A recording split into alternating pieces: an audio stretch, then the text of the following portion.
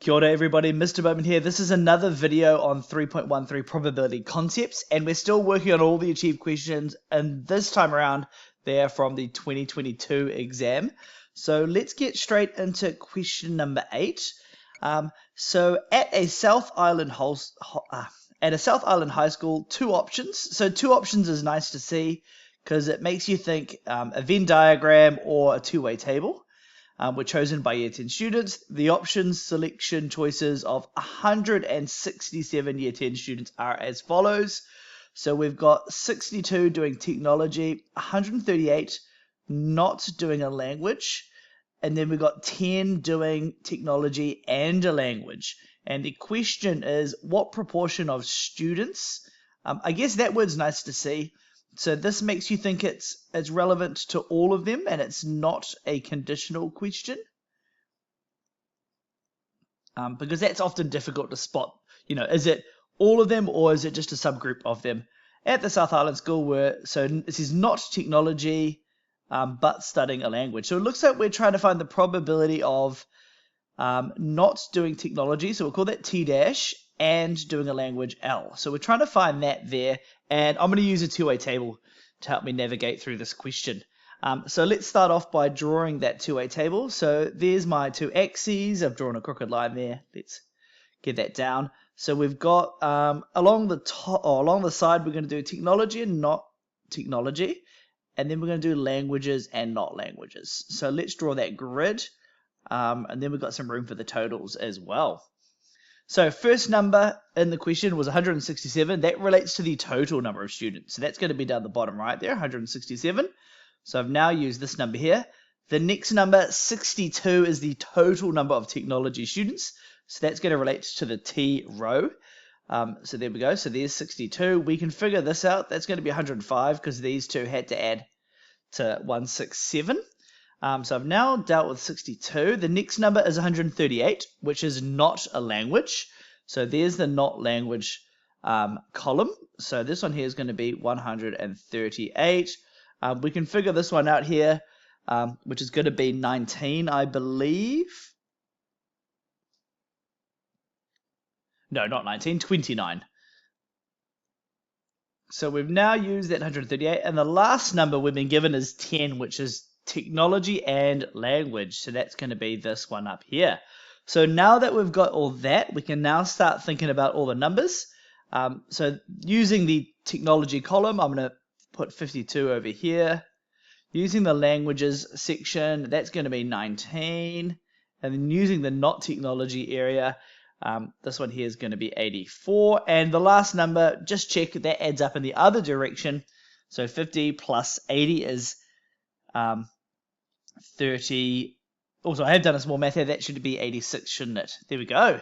Okay, so I've now got my two-way table, and as I said, I'm trying to find out the probability of technology, so not technology and languages. That's going to be, so not technology and languages is going to be these 19 people. So it's going to be 19 over the 167. And just a reminder, the reason it's all 167 students is because we were talking about students, not students, not technology students or not language students, but just students generally. And when we convert that, I always convert my answers to 4DP decimals. I'm going to get 0.1138, and that there is going to have a 4 decimal point rounding. Okay, we are now on to question number 9, and yet again another really annoying wordy one, but let's get into it. We'll try to skim read these. So we've got a school is supporting their senior students to pursue their preferred pathway after high school in total. So there are 475 students. That's probably going to be relevant for later on. And they were asked about their preferred pathway. So in total, so we've got another number here, 71.6% of students were intending to go to university. So that's different.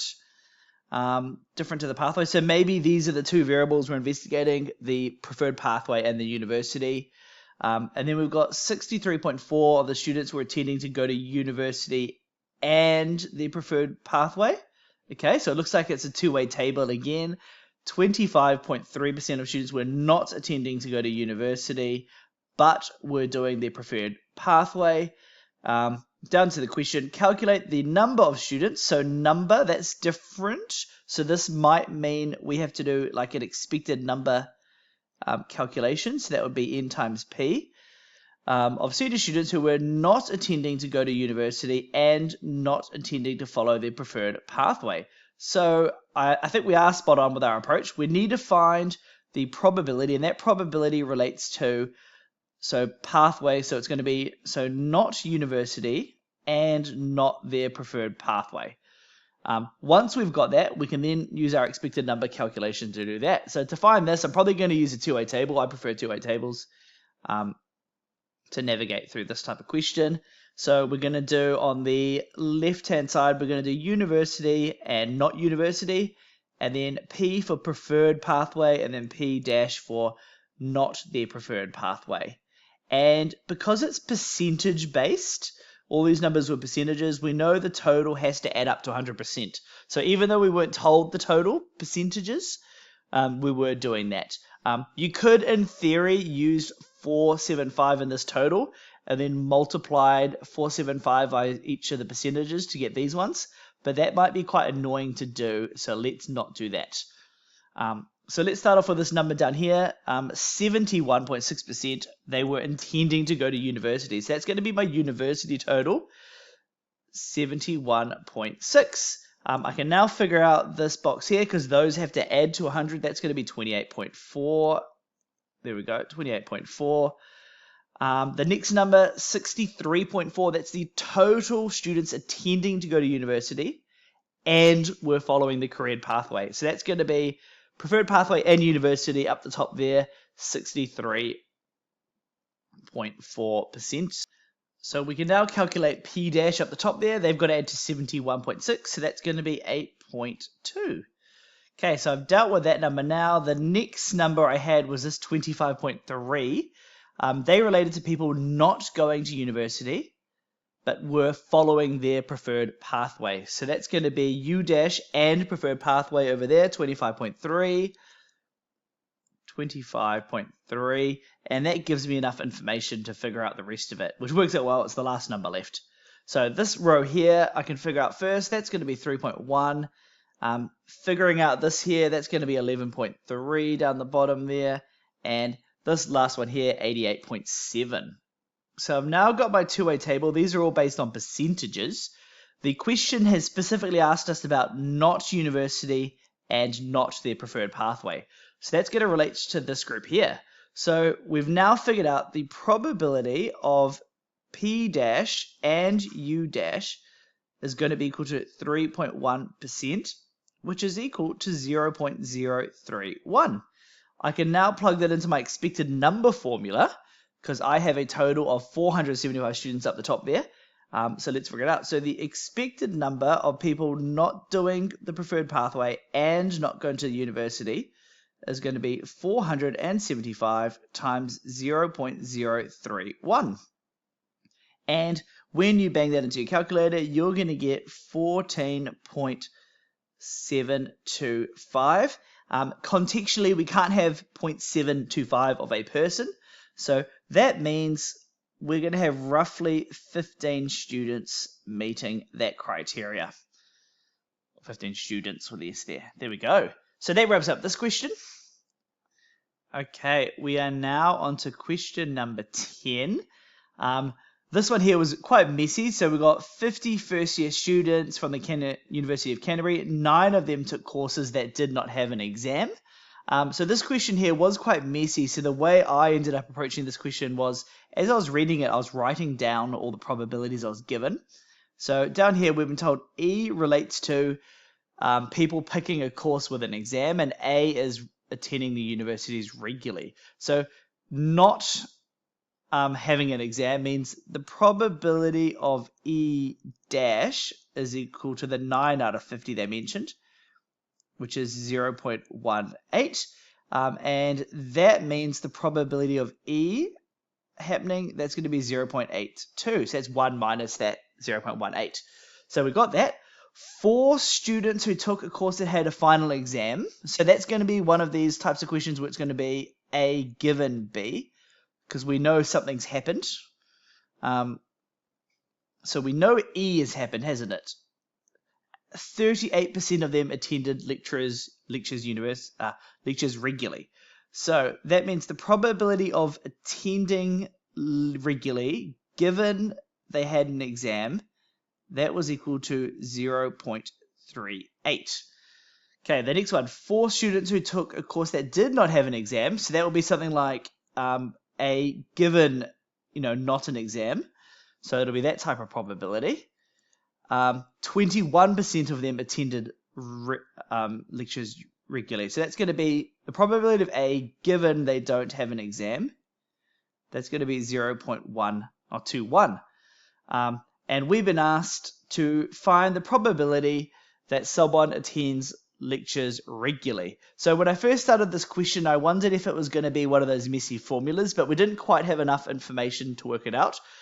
So I thought two-way table, that didn't work out either, but a tree was actually looked quite well because these probabilities are going to be after E and not E.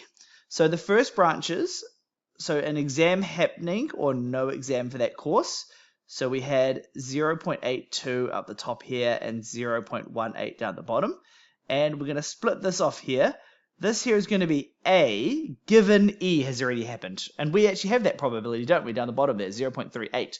So that means this branch here is going to be 0.38, which means this branch down here will be 0.62, and that's not attending regularly, which is actually most people, which surprises me, because when I was at university, the attendance rates were pretty good. And then finally, we got the last probability down the bottom here is the only one we haven't used yet. That's the probability of attending lectures regularly given there's no exam. So we've got the no exam people here. So we're going to have A dash and A.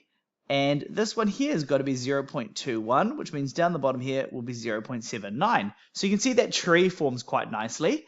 And we've been asked to calculate the probability that they attend the lectures regularly. So that means we're trying to find the probability of A. And based on this tree, it's going to relate to this top branch and this third branch here. So the probability of A is going to be equal to the probability of A and E plus the probability of A and not E. So that's those two branches added together. So we add the branches, so that times that and that times that. So it's going to be 0.82 times 0.36. And then we're going to add on the next branch, which is 0.18 times 0.21. And when you put that into your calculator, you're going to get 0.3494.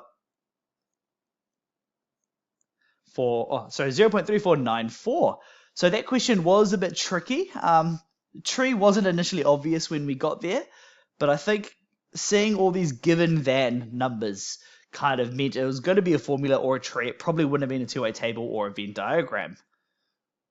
Now on to question number 11, which is the last achieved question from this 2022 exam.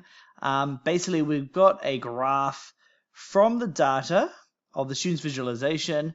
Calculate the probability that a digit on the number plate was 5 or higher given it was less than 8. So this is going to be quite an annoying question to deal with. So we're trying to find so the probability that the digit was equal to or greater than 5 given the digit was less than 8. So quite messy notation there. And this is just going to be a simple F over T type question. So favorable outcomes divided by total outcomes. So let's start off with the total outcomes, which relates to the given less than 8 type criteria. So we're going to disregard these last two here. So these are the 8 and 9. So we need to figure out how many number plates this portion related to. And to do that, we just need the total of each. So we're going to have 10 plus 10 gets us to 20. This is 7, gets us to 27. This is 9, gets us to 36. This is 6, so we're on to 42. That there is 4, which gets us to 46. This is 5, which gets us to 51. And this is 8, which is going to get us to 59. So in total, there were 59 number plates that had digits of less than 8. Of these 59, how many of them were 5 or more? So that's going to relate to this group here, 5 or more. So it's going to be the the 4 and the 8 that I've circled there all added together. So that's going to be 9 plus 8 gets us to 17. So that means 17 out of the 59 number plates were going to be higher than 5, or 5, yeah, higher than 5, given they were less than 8. So as always, I convert this to 4dp. So it's going to get me to 0.2881, and that had a 4dp rounding. So that wraps up all the 2022 questions. I really hope you're finding these videos useful. As I said in the previous video, keep an eye out for the next one. I'm going to try to make a couple every day. All the merit and excellent stuff will be coming out shortly.